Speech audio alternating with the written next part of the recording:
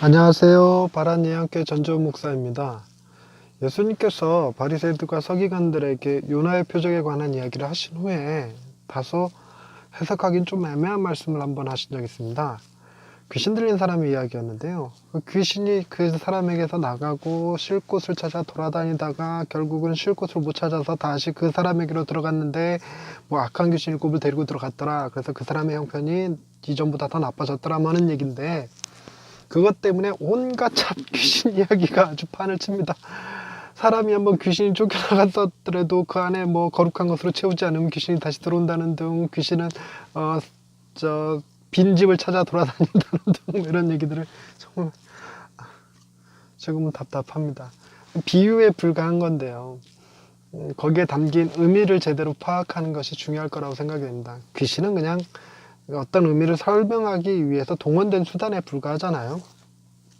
이소부와 이야기를 듣고 여우가 말을 한다느니, 두루미가 호리병을 했다가 먹었다느니, 이러고 믿는 거랑 뭐 다르겠습니까? 그죠? 오늘은 이 말씀이 우리에게 주시고자 하는 주님의 메시지가 무엇인가 좀 묵상을 했고, 제 나름대로 그걸 말씀에 담아봤습니다. 샬롬, 하나님의 평강이 삶에 가득하시기를 기원드립니다. 아이들이 좋아하는 놀이동산에 가면 의뢰의 귀신의 집이 존재하지요.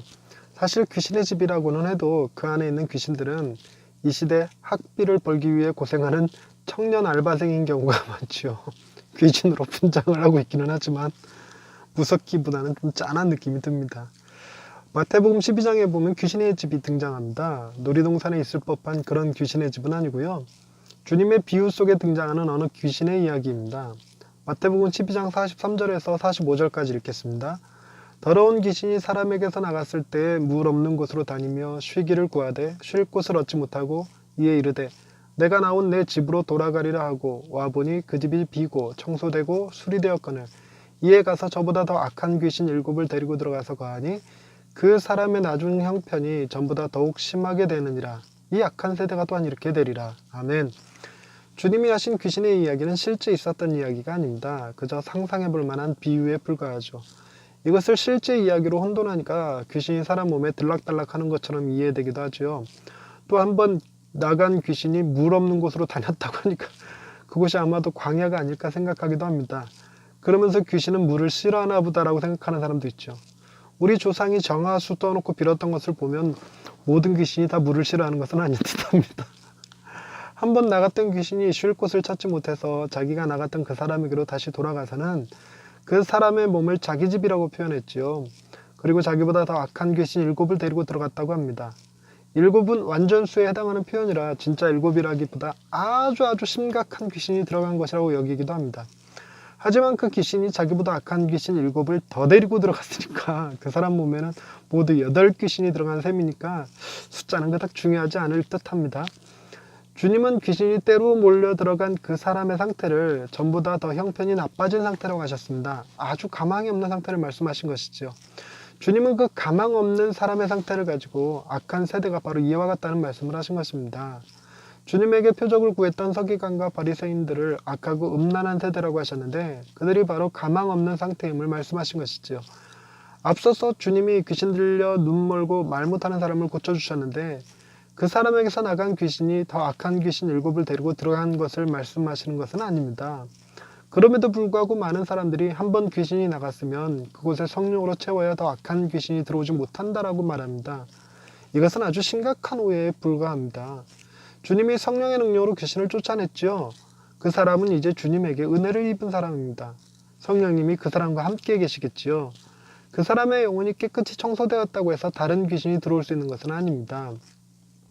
주님이 하신 귀신 이야기는 그저 악하고 음란한 세대가 악한 귀신에게 사로잡힌 자처럼 스스로의 노력으로는 정결해질 수도 거룩해질 수도 없다는 것을 의미합니다.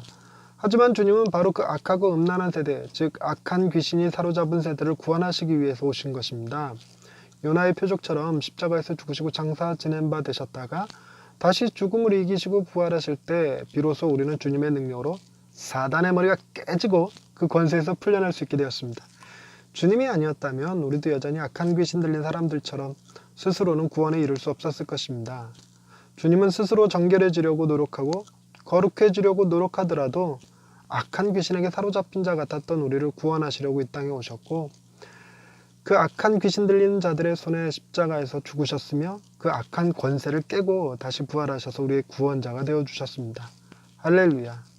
온 우주의 주인이 되시는 하나님 아버지, 그 어떤 것도 감히 우리를 얽어매지 못하도록 우리를 지켜주시니 감사합니다. 온 세상 귀신으로 가득 차 있더라도 하나님이 구원한 백성을 귀신도 어찌할 도리가 없다는 것을 믿고 모든 두려움에서 이기게 하옵소서.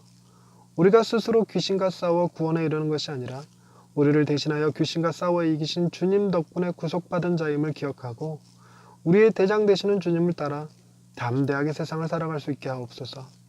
우리의 방패와 병기 되시는 하나님을 찬양하오며 예수님의 이름으로 기도드립니다. 아멘. 우리나라도 한때 귀신론 가지고 몸살을 앓았었죠. 껄핏하면 귀신들 그렇다고 귀신을 쫓아내려다고 뭐 머리에 가슴에 배에 뭐 열쇠에 보혈을 뿌리노라 귀신 하나 떠나갈지 하다. 지금도 아마 하고 있지 않을까 싶은데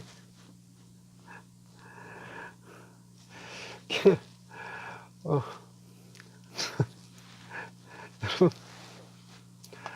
귀신이 없다고 말할 수는 없어요. 성경에 분명히 있으니까. 근데 그 귀신이 하나님의 사람들을 어떻게 해볼 수 있다는 건 좀 너무 망각 같아요. 하나님 당신의 백성을 눈동자같이 지키신다고 하셨는데 어떤 귀신이 감히 그 주님의 파수를 뚫고 들어가서 우리를 괴롭힌단 말입니까?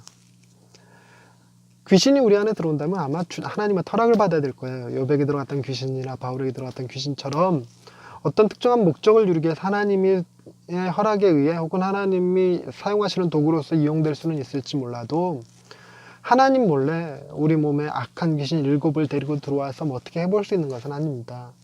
주님이 피 흘려 값주고 사신 우리잖아요. 너무너무 귀한 존재인데 함부로 방치해 두실 분이 아니죠. 그러니까 염려하지 마시고 귀신은 그냥 여러분은 그냥 쌩 까고 사셔도 됩니다. 모르는 척 해버려도 상관없어요. 주님을 생각하며 살아가실 수 있길 바랍니다. 늘 언제나 임마누엘 하시는 주님, 동행하시는 주님, 늘 옆에서 힘을 주시는 주님, 그 주님이 어떤 귀신도 우리 근처에 얼씬도 못하게 막아주실 테니까 전혀 염려하지 마시고 주님과 오늘도 동행하며 살아가실 수 있길 바랍니다. 감사합니다.